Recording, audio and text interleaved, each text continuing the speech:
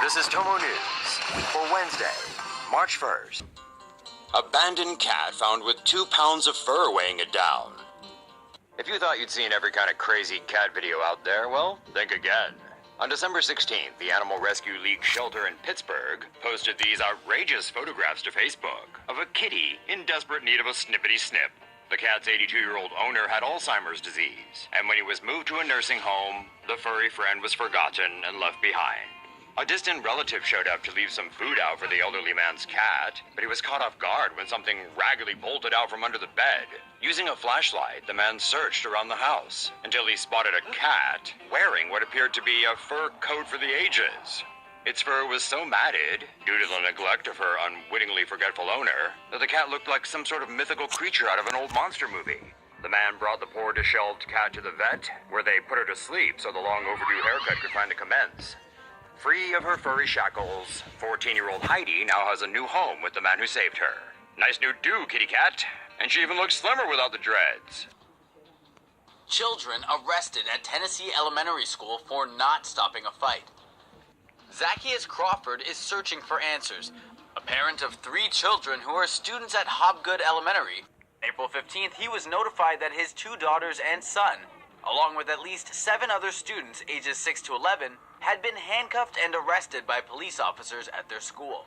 Murfreesboro police report the reason stems from a schoolyard fight that had taken place during a heated basketball game a few days prior. The students arrested are not believed to have been actively involved in the fight, and that's precisely why they are being criminalized. A video of the scuffle somehow made its way to police, and for the children's failure to make a reasonable effort to prevent the fight from going down, they were handcuffed and arrested at their school on Friday. According to the parents of the students, at least 10 kids were charged with criminal responsibility for conduct of another, under the Tennessee Criminal Offense Code. Yes, this is actually the law in Tennessee.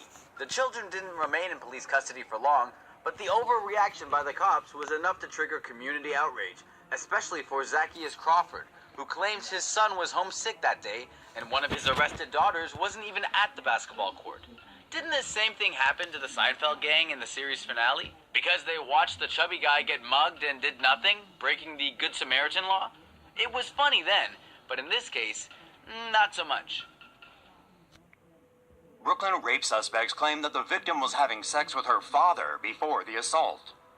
The disturbing but initially straightforward narrative about a teenage girl's gang rape in a playground in Brownsville, Brooklyn last week while she was with her until recently estranged father has become complicated by the role of her father during the incident. A distant camera picked up the 18-year-old sexual assault victim and her father walking into Brooklyn's Osborne playground last Thursday night with beer from a bodega. The now detained rape suspects say they came across the victim and her 39-year-old father intoxicated and having sex near the park's handball court. The suspects say they told the victim's father they'd take over from here, and he left on his own accord, while the father says the teens threatened him with a handgun, so he fled. According to the boys, the father returned and threw a beer bottle at them before fleeing once more. Surveillance footage shows the father drunkenly staggering into a deli and asking to use the phone to call 911, but the deli worker didn't understand him and turned him away. To complicate matters, the daughter's recount of her rape has also changed from what she initially said. At first, the victim said all 5 boys raped her, but she now says she had sex with at least one of the suspects and was forced to give oral sex to 2 others. She now also says no gun was used. The suspects have tried to say that their gang rape was actually consensual, but no one is buying that story. Police Commissioner Bill Bratton told the New York Post that the police have no doubt the woman was raped.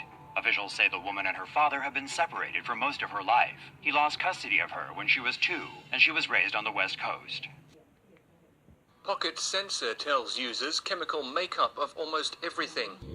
An Israeli company has developed a small molecular sensor that is able to read and analyze the chemical composition of daily objects, ranging from fruit to medicine. Skio is a pocket spectrometer developed by an Israeli company. When the sensor radiates near-infrared light on a particular object, billions of photons are emitted and make their way into the object's molecules. If a photon with matching energy hits the vibrating molecules, it will disappear. By analyzing the disappeared photons, the mini spectrometer can gauge the chemical configuration of objects. After a scan, the device sends the information to a database.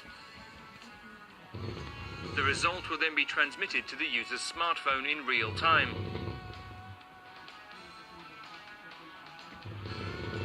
The device has a wealth of potential uses, including detecting hydrogen levels in plants and checking for substances such as date rape pills in a drink.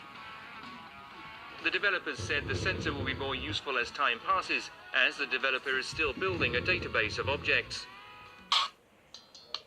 Veteran air traffic controller caught with crystal meth.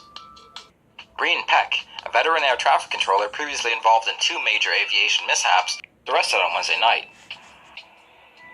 Hempstead, New York police say they found 2 illegal guns as well as crystal meth in his possession, the latter of which the former air traffic controller allegedly told cops he smokes in order to stay awake. Whether or not Peck smoked on the job now appears to be up for debate. In April 2011, the 52-year-old misdirected a plane carrying Michelle Obama and Jill Biden, causing it to stray dangerously close to a military cargo jet and forcing the White House plane to abort its initial landing. The previous year, Peck also directed a United Airlines flight that came within seconds of colliding with a commuter jet. The pilot of the United plane, which was carrying Congressman Jim Sensenbrenner, was forced to pull the aircraft up hard in order to avert a collision. At the time of his arrest, Peck was no longer working as an air traffic controller but was still employed by the FAA. He's been charged with possession of a controlled substance and the criminal possession of a gun. 10-day-old kitten survives dog attack and amputation. A Colorado animal shelter has saved the cutest and most resilient kitten. Aptly named Trooper, a 10-day-old kitten was facing death when he was brought to an animal hospital in Golden, Colorado. Trooper lived under the porch in the area with 4 other siblings. The kittens could barely open their eyes or walk when... Eventually, the litter was found, but only 2 of the kittens had survived. Trooper and his sister, Patience, seen here, were taken to the animal hospital. Trooper's badly injured leg put him on the verge of death. Veterinarians decided it was best to remove the leg, and the kitten underwent a risky operation. Following the surgery, Trooper was, well, a trooper. The tiny kitten pulled through. He and his sister were placed in a foster home as they continued their recovery. Recently, Trooper has been adopted by his forever parents and has grown into a handsome, active cat.